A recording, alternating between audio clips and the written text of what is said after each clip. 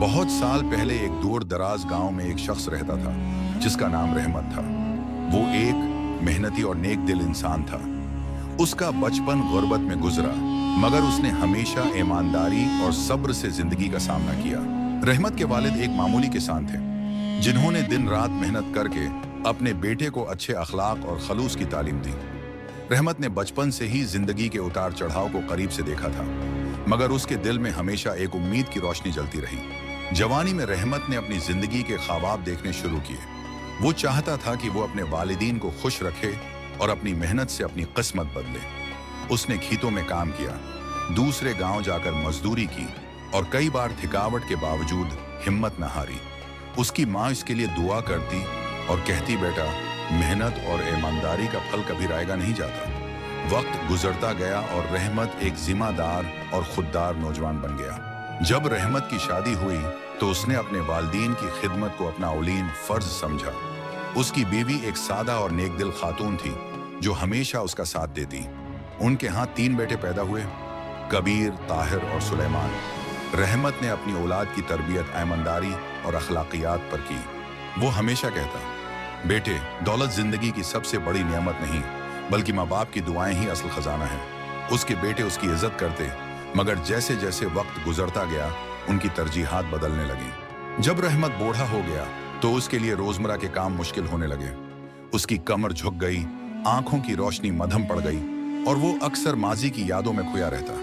कबीर, जो सबसे बड़ा था, एक कामयाब ताजिर बन चुका था।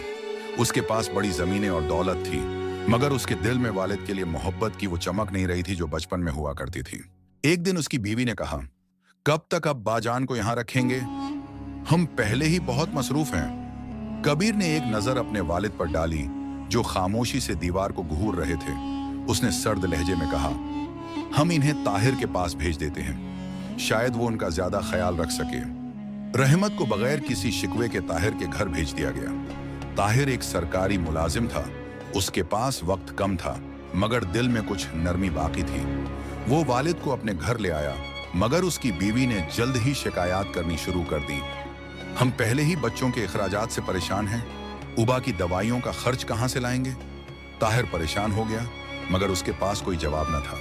कुछ महीनों बाद उसने फैसला किया कि वालिद को सुलेमान के पास भेज दिया जाए, जो सबसे छोटा था और अभी अपनी जिंदगी बनाने की कोशिश कर रहा था। सुलेमान की माली हालत अच्छी नहीं थी, मगर उसके दिल में वालिद के लिए बेपनाह मोहब्बत थी। उसकी बीवी भी नेक दिल थी, जो रहमत का बहुत ख्याल रखती।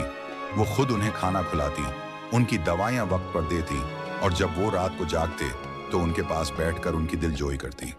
सुलेमान को दिन भर मेहनत मजदूरी करनी पड़ती थी, मगर वो कभी थकावट का शिकवा न करता। एक रात रहमत ने अपने बेटे को बुलाया और कमजोर आवाज में कहा, बेटे, वक्त और हालात इंसान को बहुत कुछ सिखा देते हैं।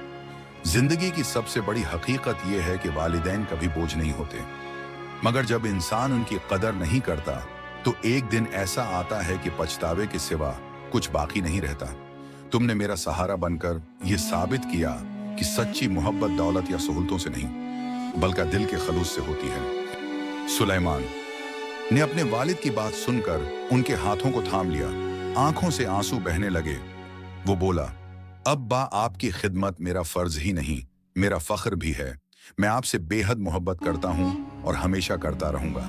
ये अल्फाज सुनकर रहमत ने सुकून की सांस ली और एक लम्हे बाद खामोशी से हमेशा के लिए आंखें मूंद लें। कबीर और ताहिर को वालिद के इंतकाल की खबर मिली तो वो फौरन आए, मगर उस वक्त बहुत देर हो चुकी थी।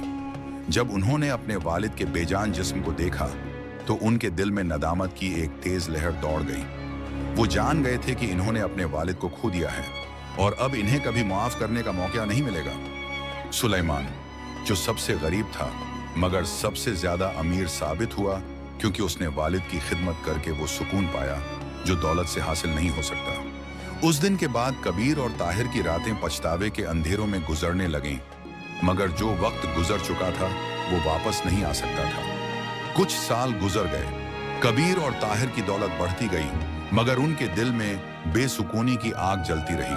वो कई बार सुलेमान के पास आए, अपने वालिद की कब्र पर जाकर दुआ की, मगर अंदर ही अंदर वो जानते थे कि वो उस मोहब्बत और खिदमत का कर्ज कभी अदा नहीं कर सकते जो सुलेमान ने निभाया था। सुलेमान अपनी सादगी में खुश था। वो जानता था कि असल दौलत दिल का सुकून है। वो जब भी अपने वालिद की कब्र पर आता तो कहता, अब्बा मैंने आपको खो दिया मगर आपकी नसीहतों को कभी नहीं खोऊंगा। आप मेरे दिल में हमेशा जिंदा रहेंगे। वक्त गुजरता गया।